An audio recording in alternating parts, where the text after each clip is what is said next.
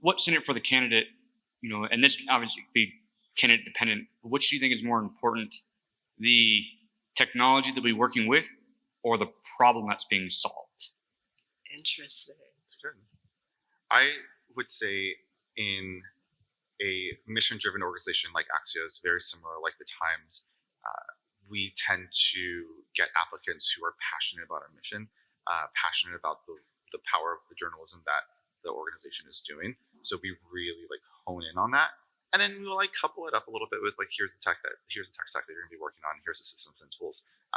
It's a little bit of a hybrid, but I would say primarily it's the former of the passion and the mission that they want to get behind. And I would say the exact opposite for the earlier stage people, because we know that to build a good engineering team, you need to have hard problems for them to solve. Ideally, greenfield spaces, so spaces where no one's built before. Excellent problem solving abilities. And we are looking for the people who don't want to be the smartest people in the room, but are brilliant, but still want to work with other brilliant people.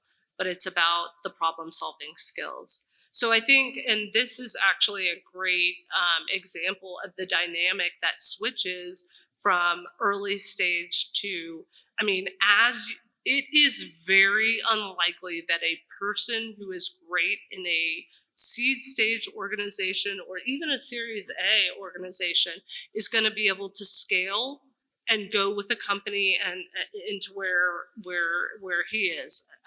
That rarely happens, because you have your people who love to build from scratch, are fine with the ambiguity, and then you have your people who are I actually want there to be a little bit of process. I want to have a team. I want to come in and be able to assess what's going on and start to change things and optimize things. Those are two completely different different DNAs. So with an earlier stage person, I'd want to understand how do they problem solve, as opposed to, basically what he would be looking for as well. But that just shows you the dynamic of, and that's something everybody should be aware of, especially if you're in startups, is what is the right DNA for the right stage of the business. Exactly. And very similar, we are in that aspect of looking for someone who's passionate about the mission, driven by the mission. It's also a retention factor as well, right? A year and a half in, how much more can we re-engage them to the company, to the brand, to the mission, to the values? That is a retention factor as well. But two different mindsets on how to recruit and depending on what stage you're in. Yep.